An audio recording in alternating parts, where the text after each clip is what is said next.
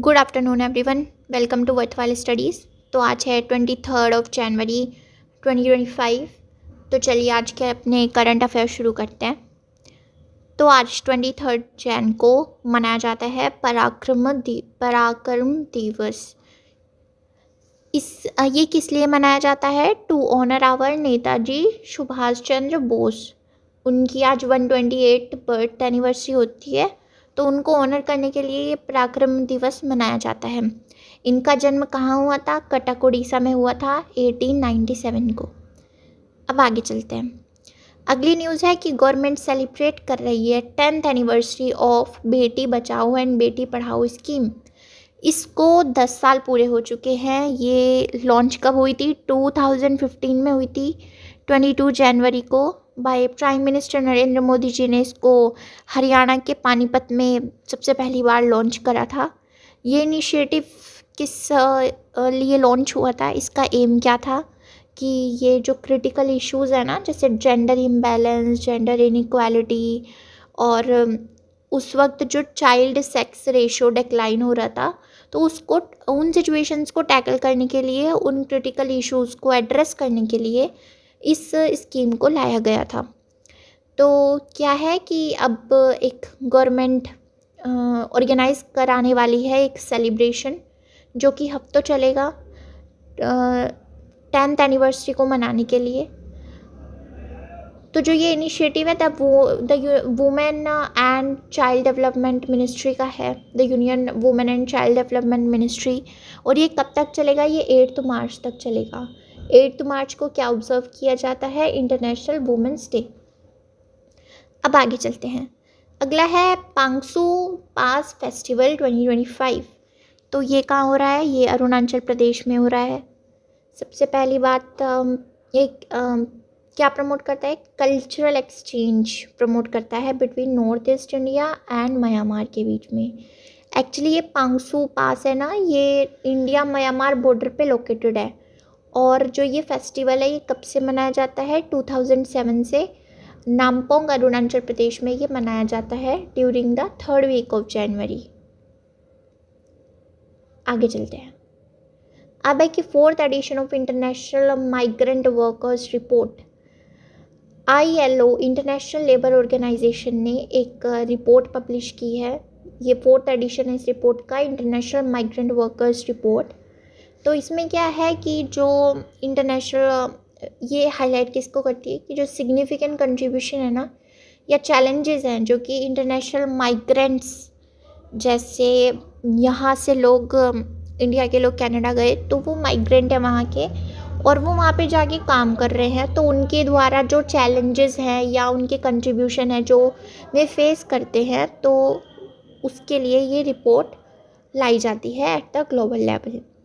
ILO क्या है? International labour organisation क्या है? ये यूनाइटेड नेशंस की एक एजेंसी है जो कि 1919 में एस्टेब्लिश हुई थी as part of treaty of Versailles, जिसने एंड किया था world war first, and it became the first specialised agency of the UN in 1946।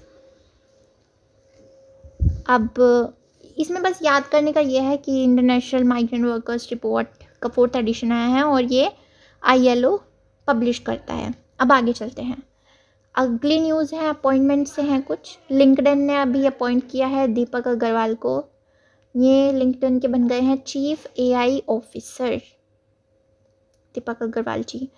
अब आगे चलते हैं। अगली न्यूज़ है कि संजीव रंजन अपॉइंट हुए हैं as a secretary general of Indian Ocean Rim Association. ये ना एक इंटर गवर्नमेंटल ऑर्गेनाइजेशन है जो फॉर्म हुई थी 1997 में। किस लिए फॉर्म हुई थी? कि रीजनल इकोनॉमिक कोऑपरेशन है, तो उसको फोस्टर करने के लिए, इकोनॉमिक फील्ड में काम करने के लिए, उसको डेवलपमेंट करने के लिए उसका। तो इसका जो सेक्रेटरीट है वो कहाँ बेस्ड है? मॉरिशस में बेस्ड है। और ये हेड कौन करता है? इसको सेक्रेटरी जनरली हेड करता है, एक फिक्स्ड टर्म के लिए। फिक्स्ड टर्म होता है इनका। अब जैसे ये बने हैं तो कुछ फिक्स टर्म के लिए बने होंगे, तो फिर इनके बाद कोई और बनेगा। तो याद रखना, संजीव रंजन जी। आगे चलते हैं। अब है आलोक कुमार अग्रवाल अपॉइंट हुए हैं as a CEO of Zurich Kotak general insurance. अब ये जो इंश्योरेंस है इसने आलोक कुमार अग्रवाल जी को अपना CEO अपॉइंट किया है, चीफ एग्जीक्यूटिव ऑफिसर। अब आगे चलते हैं। अब कैबिनेट ने अप्रूव कर दिया है continuation of national health mission for another 5 years। अब ये जो नेशनल हेल्थ मिशन है ना, ये पहले नेशनल रूरल हेल्थ मिशन की तरह से लॉन्च हुआ था 2005 में। पर्टिकुलरली ये रूरल एरियाज़ में लॉन्च हुआ था उनके डेवलपमेंट के लिए, पर 2013 में ना इसको नेशनल हेल्थ मिशन कर दिया गया और ये एक्सपेंड कर दिया गया अर्बन एरियाज़ की तरफ भी, कि अब इसमें जो सिटीज़ हैं, जो अर्बन एरियाज़ हैं, तो उनका भी डेवलपमेंट होगा। अब ये नेशनल हेल्थ मिशन क्या है, ये एम्फसाइज करता है achievement of universal access to equitable, कि जो इक्विटेबल चीज़ें हैं ना, तो उनको यूनिवर्सल एक्सेस मिले, मतलब सब लोगों तक का वो पहुँचे, उसको सब लोग अफोर्ड कर सके और एक क्वालिटी हेल्थ केयर सर्विसेज ये प्रोवाइड करा सके पब्लिक नीड्स के अकॉर्डिंग। तो अब इसका कंटिन्यूएशन जो है वो अनदर 5 years के लिए अप्रूव हो चुका है, यूनियन कैबिनेट ने किया है। आगे चलते हैं। अब है गुजरात होस्ट करने वाला है फर्स्ट ओलंपिक रिसर्च कॉन्फ्रेंस। जैसा कि पता है 2036 के ओलंपिक्स जो हैं वो इंडिया होस्ट करेगा, इंडिया कराएगा। तो एक कॉन्फ्रेंस कराई गई है गुजरात के गांधीनगर में हुई है ये, गांधीनगर में कहाँ, राष्ट्रीय रक्षा यूनिवर्सिटी का कैंपस है, तो वहाँ पे ये इवेंट हुआ है।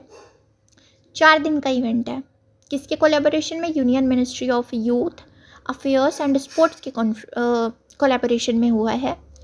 तो इसमें क्या है कि इसमें ना डिस्कस होगा financing and innovative economic models for hosting the Olympics in India.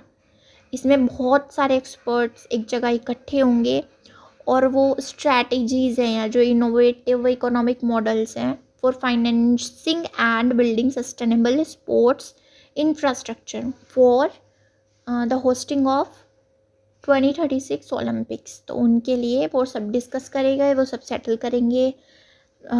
तो ये है। आगे चलते हैं। अब एक की फोर्ब्स ने एक बिलियनियर लिस्ट 2025 की निकाली है, वर्ल्ड के जो रिचेस्ट पीपल हैं। तो वर्ल्ड बिलियनियर्स लिस्ट फॉर 2025 आ गई है। तो सबसे पहले नंबर पे कौन है, यूनाइटेड स्टेट्स में सबसे ज़्यादा बिलियनियर्स है, जिनका नंबर है 813 billionaires, followed by China with 473 billionaires हैं चाइना में, और इंडिया में है 200 बिलियनियर्स। तो इंडिया की जो है वो 3rd पोजीशन है। और फर्स्ट पे कौन आए हैं, मतलब दुनिया के सबसे रिचेस्ट आदमी कौन है, वो हैं Elon Musk ji, with net ऑफ $433.9 बिलियन। वर्ल्ड के रिचेस्ट पर्सन है, ये याद रखना। आगे चलते हैं। अब नेपाल के जो PM हैं उन्होंने ऑफिशियली अनाउंस किया है कि एक सागरमाथा संवाद जो डायलॉग है वो शेड्यूल कराया जाएगा काठमांडू में।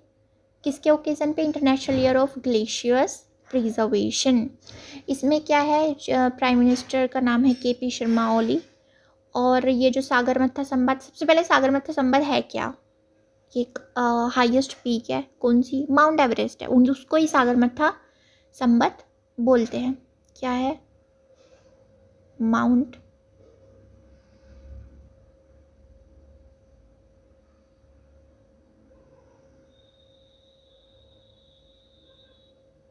एवरेस्ट।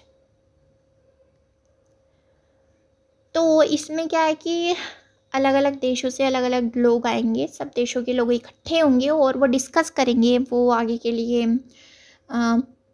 आगे के जो ग्लेशियर प्रिजर्वेशन के ऊपर है ना, उस पर बातचीत करेंगे कि इनको कैसे बचाया जाए। आगे चलते हैं। अब US के प्रेसिडेंट ट्रंप ने एंड कर दिया है जो ऑटोमेटिक सिटीजनशिप थी, कि जो बच्चे पैदा हुए हैं, तो अगर में बच्चे US में पैदा होंगे तो उनको डायरेक्टली सिटीज़नशिप मिल जाती थी, तो ये इन्होंने अब एंड कर दिया है। आते ही बहुत नए नए काम कर रहे हैं। तो सबसे बड़ा खतरा किनको है इसमें? जो इंडियन अमेरिकन हैं, वो कहाँ अमेरिका जाते थे, वो सोचते थे कि वहाँ पे बच्चे पैदा करेंगे तो उनको सिटीज़नशिप मिल जाएगी, पर अब ट्रंप ने ये कैंसिल कर दिया है। अब ऑटोमेटिक सिटीज़नशिप नहीं मिलेगी जो नॉन सिटीजन्स पेरेंट है उनके बच्चों को। अगर तुम वहीं के हो, तुम्हारे पेरेंट्स पे सिटीज़नशिप है और फिर बच्चे पैदा हो रहे हैं, तो ही सिटीज़नशिप मिलेगी। तो ऑटोमेटिक सिटीज़नशिप हो गई है ख़त्म। और जो ये ऑर्डर है इसको क्या बोला गया है? Protecting the meaning and value of American citizenship. तो that was all. Thank you. Subscribe our channel worthwhile studies for daily current affair video. और टेलीग्राम के लिंक आपको डिस्क्रिप्शन में मिल जाएगा, तो वहाँ पे जाके उसको भी ज्वाइन कर लो।